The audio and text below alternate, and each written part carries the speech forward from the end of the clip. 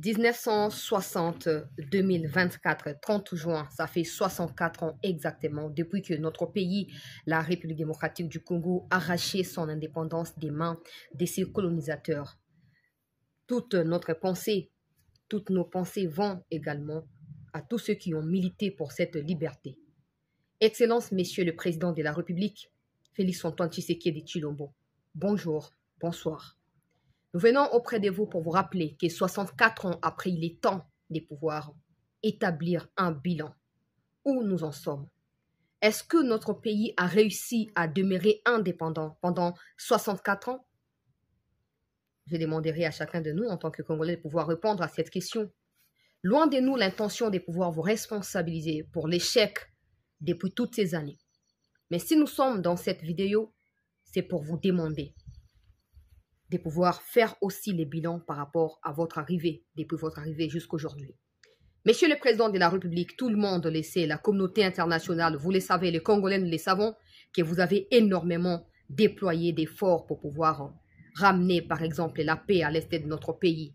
Des efforts qui jusque-là semblent ne pas aboutir à cause de l'avancée des ennemis, soutenus par la communauté internationale à travers son silence, qui est qualifié de complice par vous-même. Monsieur le Président, lors de votre campagne électorale, vous avez fait le tour de la République. Votre discours a été essentiellement basé sur la question de l'Est. Je ne parle pas de vos 6 piliers par rapport à ces seconds mandats.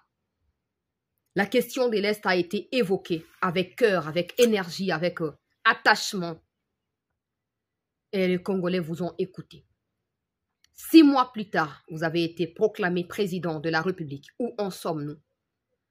13 juin 2022, Bunagana tombé entre les mains des ennemis, l'armée rwandaise avec l'armée ougandaise.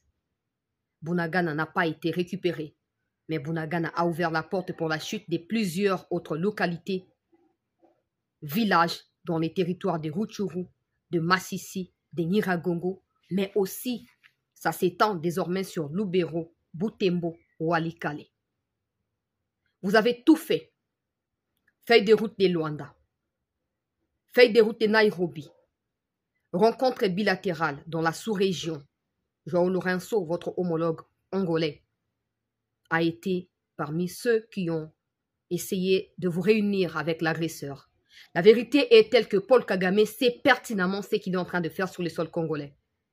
Également Museveni, parce que le récent rapport des experts de l'ONU a attesté avec preuve la participation, la présence, le soutien de l'armée UPDF, l'armée ougandaise, aux côtés des terroristes et de l'armée rwandaise dans les Nord Kivu. Officiellement, le UPDF doivent être du côté des Luturi.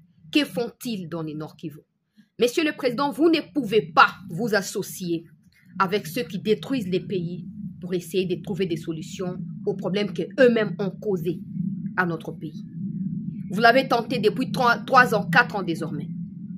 Rien n'a changé. Il est temps de pouvoir trouver d'autres solutions.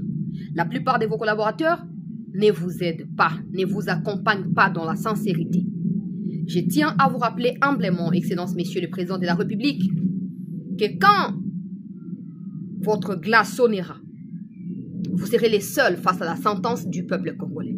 73% de nos compatriotes attendent de vous des solutions idoines aux différents problèmes de notre pays. Le social des Congolais est à plaindre. Chaque jour, chaque vendeur fixe les prix de son produit par rapport à son humeur. Il n'y a pas un barème fixé par l'État congolais. Les étrangers commencent à faire des petits commerces qui devraient normalement être faits par des Congolais. L'économie est quasiment détenue par des étrangers. Les infrastructures, il n'y en a pas. Vous avez reconduit le même ministre pour des résultats qui sont ignorés jusque-là par le peuple congolais. Les PIB, qu'en est-il? L'agriculture, pêche et élevage. Vous avez tenu beaucoup de discours avec des pêcheurs, avec des agriculteurs. Aucune suite favorable. La RDC a tout ce qu'il faut pour s'autosuffire. Nous avons des terres qui peuvent produire de quoi subvenir à nos besoins en termes de produits de première nécessité. Mais nous préférons tout acheter auprès de nos pays voisins. Ce qui fait en sorte que ces pays se sentent capables de pouvoir nous agresser, de pouvoir nous détruire et empêcher à ce que une certaine catégorie de nos richesses, notamment les minéraux, ne soit pas convenablement exploitée par nous au profit de notre pays. Monsieur le Président de la République, il n'existe quasiment pas de routes qui relient l'ensemble de la République. Vous avez promis de pouvoir relever, j'allais dire, tous ces défis au cours de ce second mandat. 6 mois déjà passés.